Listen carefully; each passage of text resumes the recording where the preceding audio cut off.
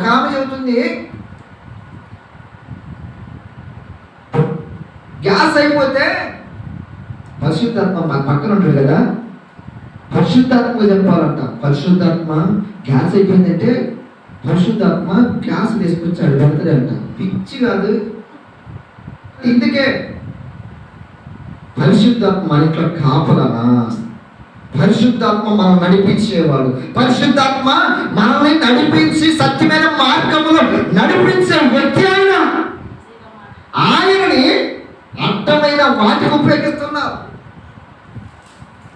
మనుషుల చేత నిందించబడుతున్నావు. కారణము నువ్వు చెప్పే అబద్ధ సాక్ష్యాల వలన పరిశుద్ధాత్మను దోషిస్తున్నారు చాలా మంది.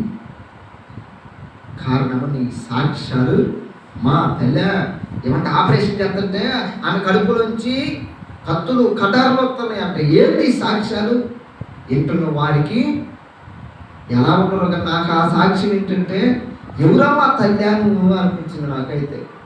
దేవుడి నామని ఈ విధంగా కూడా దూషణ పాలు చేస్తున్నారు అని ఉంటుంది. కాబట్టి ప్రియ సోదరి సోదరులారా, జ్ఞానవంతులు అని చెప్పుకుంటున్నాం, మనము అజ్ఞానుల వలె ప్రవర్తించకూడదు ప్రియ సోదరులారా.